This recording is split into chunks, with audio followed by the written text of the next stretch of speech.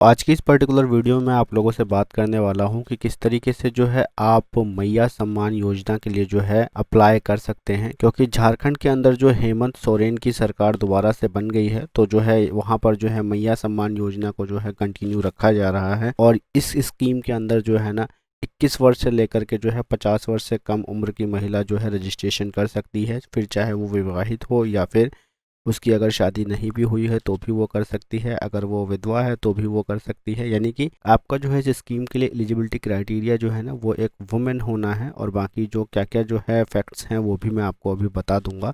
तो जो है सबसे पहले मैं इसकी ऑफिशियल वेबसाइट को आपको दिखा देता हूँ। आप यहाँ पर देख पा रहे होंगे झारखंड के लिए स्पेशली ये जो है मैया सम्मान योजना है, और जिसमें कि आपको हर बहनों को जो है हर साल 12,000 रुपये देने का सरकार वादा करती है। जो कि अभी की अगर मैं लेटेस्ट अपडेट बताऊं आपको, तो हेमंत सोरेन जी की जो सरकार है, उनकी गवर्नमेंट बनने से पहले उन्होंने वादा किया था कि भाई अगर हमारी सरकार आती है ना, तो जो है हम 1,000 रुपये महीना जो देते हैं ना महिलाओं को, उसको हम बदल करके जो है 2,500 रुपये महीना हम कर देंगे।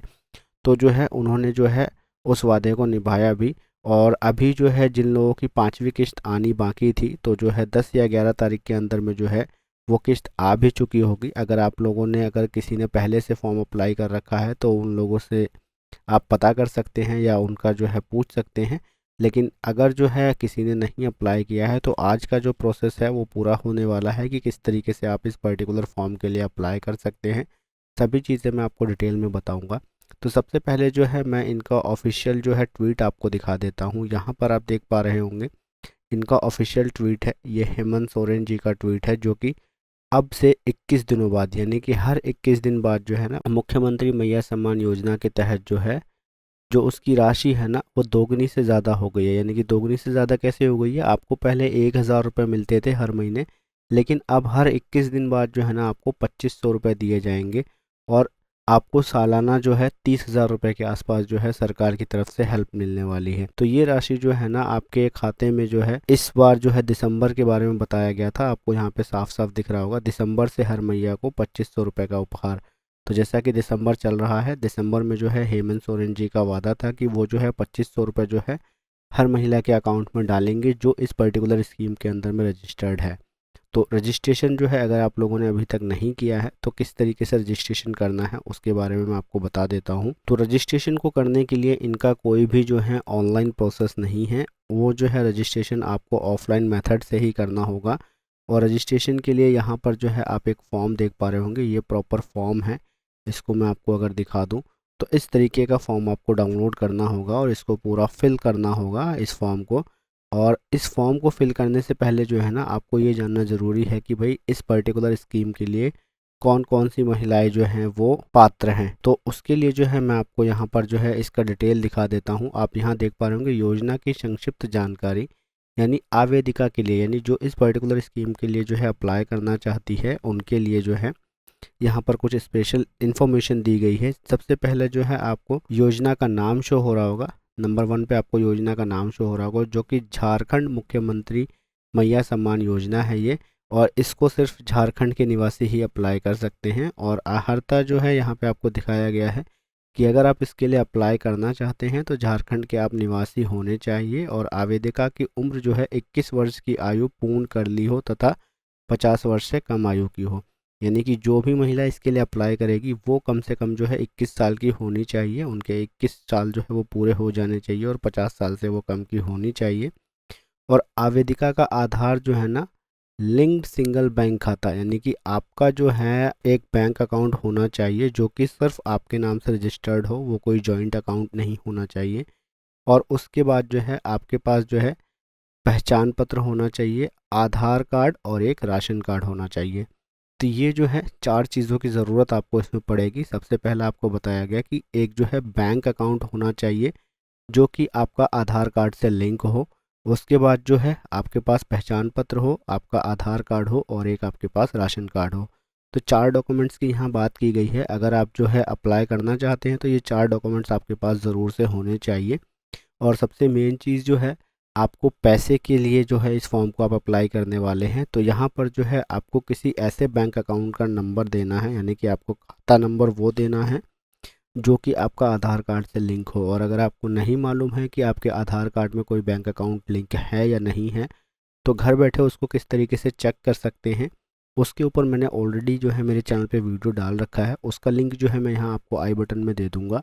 और साथ के साथ जो है उसी वीडियो में मैंने बताया हुआ है कि अगर जो है आप आपके किसी बैंक अकाउंट को चेंज करना चाहते हैं, जो कि आपके आधार नंबर को डालने के बाद आपको शो होता है कि भाई आपके जो है आधार कार्ड में ये वाला बैंक अकाउंट लिंक है, और आप चाहते हैं कि इसको हटा करके आप किसी दूसरे बैंक अकाउंट को लिंक करना चाहते हैं, तो वो भी प्रोसेस उसी सेम वीडियो में बताया गया है कि किस तरीके से जो है आप आपके बैंक अकाउंट को अपडेट कर सकते हैं अपने आधार कार्ड में। तो इन सभी इन्फॉर्मेशन को जो है ना सबसे पहले आप करेक्ट कर लें।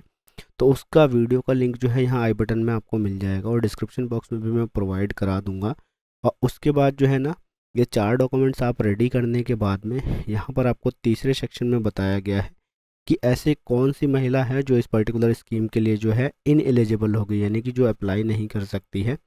तो यहाँ पर जो है 4 सेक्शन दिए गए हैं, 5 सेक्शन दिए गए हैं। तो सबसे पहला सेक्शन जो है, अगर आप जो है कोई पेंशन वगैरह ले रही हैं, या आप जो है किसी सरकारी नौकरी में हैं, या फिर जो है आप जो है किसी संस्थान में काम करती हैं जो कि ऑर्गेनाइजेशंस वगैरह होती हैं, तो जो है आप इस पर्टिकुलर स्कीम के लिए अप्लाई नहीं कर सकती हैं। और दूसरा जो है, अगर आपके परिवार में कोई सदस्य जो है वर्तमान में, यानी कि पहले या अभी जो है सांसद या विधायक है, तो आप इस पर्टिकुलर स्कीम के लिए अप्लाई नहीं कर सकती हैं। अगर आपके परिवार में कोई भी जो है इनकम टैक्स देता है, यानी कि आय करदाता है, तो आप इसके लिए अप्लाई नहीं कर सकती हैं। और उसके बाद जो है यहाँ पर आपको जो है जिन लाभुकों को महिला बाल विकास एवं सामाजिक सुरक्षा विभाग या झारखंड रांची द्वारा संचालित किसी अन्य सामाजिक सुरक्षा या पेंशन योजना का लाभ पूर्व से प्राप्त हो रहा हो, उन्हें इस योजना का लाभ प्रदान नहीं किया जाएगा। तो आपको ये डी सेक्शन भी समझ आ गया होगा। और 5वां यहाँ पे लिखा हुआ है, ईपीएफ खाताधारी आवेदक महिला जो है इस पर्टिकुलर स्कीम के लिए अप्लाई नहीं कर सकती है। तो इन पांचों में से अगर आप किसी भी श्रेणी में आती हैं, तो जो है आप खास करके ध्यान रखिएगा, आप इसके लिए अप्लाई नहीं कर सकती हैं।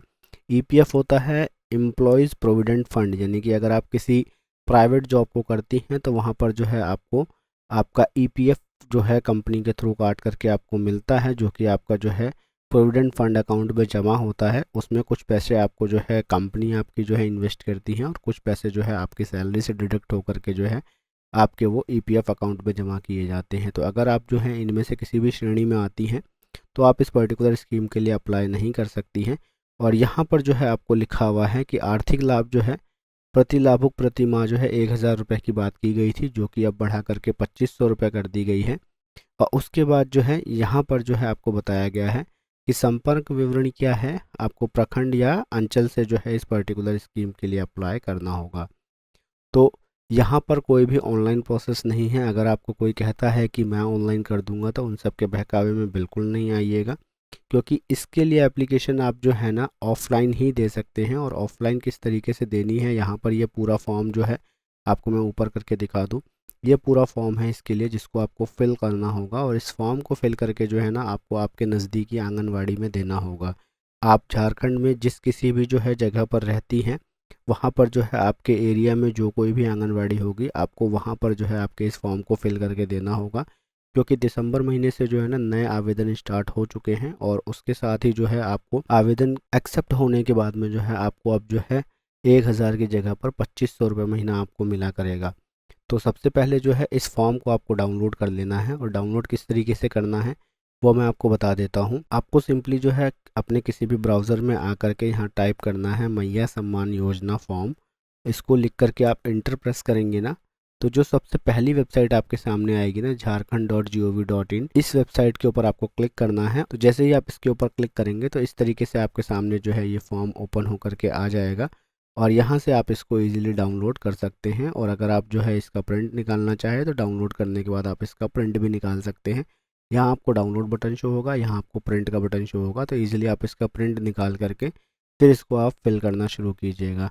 और अगर जो है आपको यहाँ से जो है सर्च करने पर ये फॉर्म नहीं मिलता है, तो आपकी सुविधा के लिए जो है ना इस फॉर्म का लिंक जो है मैं अपने डिस्क्रिप्शन बॉक्स में आपको प्रोवाइड करा दूंगा। वहाँ से क्लिक करके जो है आप इस फॉर्म को इजीली डाउनलोड कर सकते हैं। तो अब हम बात कर लेते हैं कि किस तरीके से हमें इस फॉर्म को फिल करना है। तो सबसे पहले आप यहाँ देख पा रहे होंगे आवेदिका का नाम आपको देना है, और आवेदिका के लिए मैंने आपको बता दिया कि आपकी उम्र कम से कम 21 साल होनी चाहिए, और ज़्यादा से ज़्यादा 49 ईयर्स यानी कि 49 साल। अगर आप 50 साल के हैं तो इसके लिए अप्लाई नहीं कर सकते हैं, और अगर आप 20 साल की हैं तो भी इसके लिए अप्लाई नहीं कर सकती हैं। तो 21 साल से 49 साल के बीच में आपकी उम्र है तो जो है आप इसके लिए अप्लाई कर सकती हैं। और आवेदिका का नाम वाले सेक्शन में आपको आपका नाम देना है। अगर आप मैरिड हैं तो आपके जो है पति का नाम यहाँ पे दे सकती हैं, अनमैरिड हैं तो आपके पिता का नाम आपको यहाँ इंटर करना होगा। फिर आपको यहाँ पर आपका जो है एड्रेस डालना है, यानी कि पता, आपका ग्राम या मोहल्ला इंटर करना है, आपका थाना क्या पड़ता है वो डालना है, आपको आपका पंचायत या वार्ड नंबर इंटर करना है। उसके बाद आपको यहाँ पर आपके प्रखंड या अंचल या शहर की इन्फॉर्मेशन देनी है, आपका ज़िला क्या पड़ता है वो आप यहाँ पर डालेंगी। उसके बाद जो है आपको यहाँ पर आपका मतदाता पहचान संख्या यानी कि वोटर आईडी कार्ड नंबर आपको यहाँ डालना होगा, और यहाँ पर आपको एक कलर्ड फ़ोटो लगानी होगी आपकी, जो कि आपकी पासपोर्ट साइज़ फ़ोटोग्राफ होगी। फॉर्म को स्क्रॉल करके जैसे ही आप नीचे आएंगे यहाँ पर आपको आपका आधार नंबर इंटर करना होगा। आधार नंबर इंटर करने के बाद में आप यहाँ पे आपका खाता नंबर डालेंगे, जो बैंक अकाउंट आपका आधार से लिंक हो वो वाला बैंक अकाउंट आपको यहाँ डालना होगा। डॉक्यूमेंट्स के बारे में मैं आपको ऑलरेडी बता चुका हूँ। आपके पास वोटर आईडी कार्ड होना चाहिए, आपके पास ऐसा बैंक अकाउंट होना चाहिए जो आपके आधार कार्ड से लिंक हो, आपके पास जो है राशन कार्ड होना चाहिए और एक आधार कार्ड होना चाहिए। यही 4 डॉक्यूमेंट्स की ज़रूरत है। तो जो है 6 सेक्शन में आप आपके अकाउंट नंबर को इंटर करने के बाद में यहाँ पर आपको ऑप्शन शो होगा खाता आधार लिंक्ड है, तो आप हाँ पे क्लिक करेंगी, अथवा नहीं है तो ना पे क्लिक करेंगी। आपको जो है आधार लिंक खाता ही यहाँ देना है, ना पे क्लिक करने की ज़रूरत ही नहीं है या वो बात ही नहीं आती, ठीक है। उसके बाद जो है अगर आपका जो है बैंक अकाउंट आधार लिंक नहीं है तो जो है आप उसको जल्द से जल्द करवा लीजिए। और करना किस तरीके से है मैं आपको ऑलरेडी बता चुका हूँ, मेरे चैनल पर वीडियो है, उसका लिंक जो है मैंने आपको पहले भी बताया था, आई बटन में दे दूंगा और डिस्क्रिप्शन बॉक्स में भी उसका लिंक डाल दूंगा। तो यहाँ आई बटन पे जा करके आप उस वीडियो को देख सकते हैं कि किस तरीके से आपको चेक करना है कि आपके आधार में कौन सा बैंक अकाउंट लिंक है, और अगर आप उसको चेंज करना चाहें तो किस तरीके से चेंज करना है वो भी, और अगर कोई खाता लिंक नहीं है तो किस तरीके से नया बैंक अकाउंट आप उसमें लिंक कर सकते हैं। वो सभी प्रोसेस जो है उस वीडियो में आपको डिटेल में बताया गया है। तो उसके बाद जो है यहाँ पर आपको 8वां सेक्शन जो दिखेगा, आपको बैंक का नाम देना है, यानी कि आपके बैंक का नाम आपके ब्रांच के साथ में देना है, ठीक है। जैसे आपका जो भी बैंक का नाम हो और जिस शहर में आपकी ब्रांच हो, आपका जो भी ब्रांच का नाम हो उसके साथ। उसके बाद आपको यहाँ पे आपका IFSC कोड देना है। यहाँ पर 10वें नंबर पर आपको आपका राशन कार्ड नंबर देना है। उसके बाद जो है पैन कार्ड नंबर आप डाल सकते हैं, ये आपका जो है वैकल्पिक यानी कि ऑप्शनल है, पैन कार्ड की इसमें बात नहीं की गई है। और यहाँ पे वैसे भी साफ साफ बोला गया है कि अगर आप आय करदाता है, यानी कि पैन कार्ड होने से इसका मतलब ये नहीं होता कि आप इनकम टैक्स पे ही करते हो, क्योंकि इनकम टैक्स पे करने के लिए आपका सैलरी स्लैब उतना होना चाहिए जो कि आप इनकम टैक्स पे करें, ठीक है। अगर आपके पास पैन कार्ड है तो जो है आप आपका पैन नंबर यहाँ पर डाल सकते हैं, और अगर नहीं डालना चाहे तो छोड़ भी सकते हैं इसको, ये ऑप्शनल है। उसके बाद जो है यहाँ पर आपको आपकी कैटेगरी डालनी होगी कि आप किस कैटेगरी से बिलोंग करते हैं। तो आपकी जो भी कैटेगरी हो आप उसको यहाँ से डाल लेंगे। उसके बाद आपकी उम्र यहाँ लिखेंगे, आपका डेट ऑफ बर्थ, आपकी जन्म तिथि। उसके बाद जो है आवेदिका का पहचान चिन्ह आपको यहाँ पर लिखना होगा। उसके बाद जो है आपको आपका मोबाइल नंबर लिखना होगा, आप यहाँ पे आपका जो है मोबाइल नंबर इंटर करेंगे। उसके बाद जो है आपको आपका जो है अगर आप मैरिड है तो यहाँ पे हाँ पे क्लिक करेंगी, नहीं है तो ना पे क्लिक करेंगी। आवेदिका की स्थिति आप यहाँ पे चूज़ करेंगी, अगर विधवा है या तलाकशुदा है या फिर जो है आपकी कोई वैसी स्थिति नहीं है तो जो है आप इसके ऊपर चूज़ करेंगे। अगर आप अनमैरिड है तो आपको ये वाला ऑप्शन चूज़ करना है। उसके बाद जो है यहाँ पर आपको कुछ डॉक्यूमेंट्स जो है वो देने पड़ेंगे, जिसमें कि आपको अटेस्टेशन करना होगा, यानी कि आपको आपके खुद के सिग्नेचर करके जो है वो आपको डॉक्यूमेंट्स यहाँ पर देने पड़ेंगे। यहाँ आप देख पा होंगे संकलन स्व अभिप्रमाणन प्रति, उसमें जो है आपको कौन कौन से डॉक्यूमेंट्स देने हैं। आपको आपका आधार कार्ड देना है, बैंक खाते का पासबुक देना है, राशन कार्ड देना है, पहचान पत्र देना है, पैन कार्ड देना है, और स्व घोषणा पत्र का जो है मूल प्रति आपको देना है। तो इन सभी चीज़ों को जो है आप टिक कर देंगी, यानी कि जो भी डॉक्यूमेंट्स आप दे रहे होंगे उनके आगे चेकबॉक्स के ऊपर आप टिक कर देंगी। उसके बाद थोड़ा सा स्क्रॉल करके नीचे आएंगी, यहाँ पर आपको दिख रहा होगा ये एक्नॉलेजमेंट है। मैं निष्ठापूर्वक घोषणा करती हूँ कि उपरोक्त सभी तथ्य सत्य है, यानी कि जो भी इन्फॉर्मेशन आपने ऊपर फिल करी है वो सभी जो है करेक्ट है। मैं इस योजना के तहत लाभ प्राप्त करने की संपूर्ण पात्रता रखती हूँ। तो आपके अकॉर्डिंग जो इन्फॉर्मेशन आपने दी है वो बिल्कुल सही है और आप इस योजना के लिए जो है पात्र हैं। आपको यहाँ पर जो है जिस पर्टिकुलर डेट को आप इस फॉर्म को फिल कर रही हैं वो डेट यहाँ एंटर कर देंगी, और उसके बाद जो है आप अगर सिग्नेचर करती हैं तो आपके सिग्नेचर यहाँ पे आपको करने होंगे। अगर आप अंगूठा लगाती हैं तो जो है आप इसके ऊपर अंगूठा लगाएंगी। और याद रहे ये सभी जो भी डॉक्यूमेंट्स आप इसके साथ देंगी, यानी कि आपको इसकी फ़ोटोकॉपी देनी है और उस पर सभी पे आपके सिग्नेचर करती हैं तो सिग्नेचर कर देने हैं, अगर आप अंगूठा लगाती हैं तो सभी पे आपके अंगूठे लगा देने हैं। उसके बाद ये वाला जो 6th वाला जो डॉक्यूमेंट है स्वघोषणा पत्र, वो आपको यहाँ नीचे दिखेगा। आपको स्क्रॉल करके नीचे आना है। तो इस घोषणा पत्र में जो है आपको आपकी इन्फॉर्मेशन देनी है, जैसे कि मैं आवेदिका का नाम, यानी कि आपको जो कोई भी इस फॉर्म के लिए एप्लीकेशन दे रहा है उसका नाम यहाँ डालना होगा। अगर मैरिड है तो उनके हस्बैंड का नाम, अनमैरिड है तो फादर का नेम, उनकी उम्र। उसके बाद एड्रेस डालना है आपको, यहाँ पर जो है उनका जो भी ग्राम या मोहल्ला पड़ता है वो डालेंगे। उसके बाद पोस्ट ऑफिस डालेंगी, थाने का नाम डालना होगा और पंचायत या वार्ड नंबर आपको डालना होगा। उसके बाद जो है आपका प्रखंड या अंचल क्या पड़ता है वो डालेंगी। उसके बाद ज़िले का नाम और यहाँ पर आपको आपका मोबाइल नंबर एंटर करना होगा। फिर इस फॉर्म को स्क्रॉल करके आपको जस्ट नीचे आना है। ये आपके सामने एक जो है घोषणा पत्र है जो कि आपने ऊपर फिल किया है, उसमें जो है कुछ इन्फॉर्मेशन आपको यहाँ दिखाई गई होगी कि आप जो है इसको फिल करके जो दे रही हैं उसका मतलब ये है कि आप जो है इन किसी भी स्कीम्स का लाभ नहीं लेती हैं, या आप ऐसा कोई भी जॉब नहीं करती हैं, या आप जो है इनकम टैक्स पेयर नहीं हैं। तो इसके बारे में मैं आपको ऑलरेडी बता चुका हूँ जब मैं आपको बता रहा था कि कौन से लोग जो है इस पर्टिकुलर स्कीम के लिए जो है इन एलिजिबल होंगे, यानी कि ऐसी कौन सी महिलाएं हैं जो इस स्कीम का लाभ नहीं ले सकती हैं। तो वही लिखा हुआ है कि मैं जो है किसी भी गवर्नमेंट इंस्टीट्यूशन में काम नहीं करती हूँ या पेंशन नहीं लेती हूँ। उसके बाद जो है मेरे परिवार से कोई भी सदस्य जो है आयकरदाता नहीं है। उसके बाद जो है मुझे किसी भी महिला या बाल विकास या सामाजिक सुरक्षा विभाग से जो है कोई भी लाभ प्राप्त नहीं होता है। और डी सेक्शन में आपको दिखेगा मैं कर्मचारी भविष्य निधि ईपीएफ खाताधारी नहीं हूँ, यानी कि आपका जो है ईपीएफ अकाउंट नहीं है।